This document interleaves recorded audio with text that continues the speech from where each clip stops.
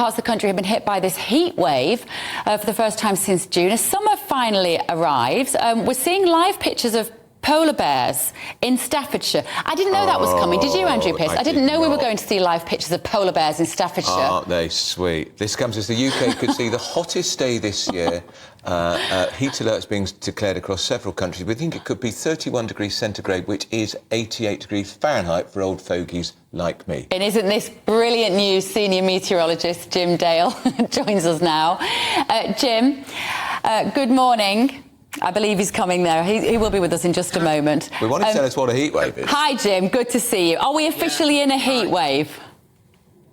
Yeah, I think we are. Do you know why? Do you know why I can say that? Because I was stood outside, I was going to do an outside shot with you, a panorama of the sunshine and all the rest of it. And I sat there, stood there for 10 minutes. And guess what?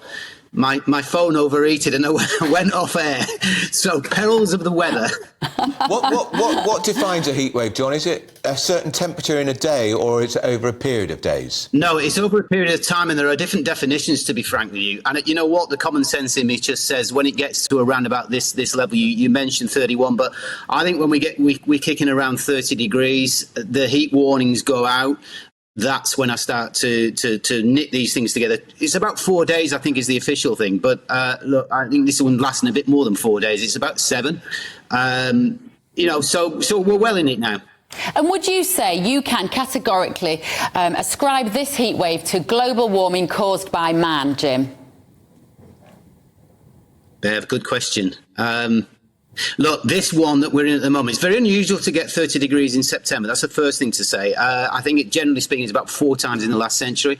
The actual record is 35.6 back in 1906. So, no, I'm not going to say this particular event here is climate change necessarily. What I would do is look further southeast into Greece with Storm Daniel, and South America in Brazil with another cyclone over there.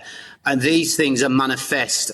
You'll get this in the news feeds if you haven't already, in terms of what's going on. That, given the sea temperatures that are out there, record sea temperatures, particularly in the Mediterranean, that has got climate change written all over it. It's never, the storm would have happened anyway. It's the excess that climate change brings, and that's what you've got to look to. This is coming after a pretty useless summer, Jim, to be honest. We had a bit of a summer in June. Was nice. July and August seemed to be a bit of a washout.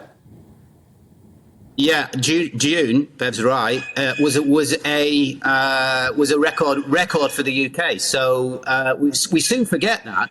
And to be honest with you, Andrew, what would you rather have? The July and August that we did have, which was mixed and up and down, and for the most part between about 18 and 22 degrees, or would you prefer to see 40 degrees and melting, 10 degrees warmer than what it is, which is what the Mediterranean got, what USA in the southeast got, and what part of Asia got. Do you see where I'm going? Absolutely. No, I like it a bit cooler. Bev likes it really hot. She'll be sunbathing later. You're welcome. And she'll put photographs on Instagram. I will not. She will. She does normally. I want to go back to polar bear watch. That's fascinating.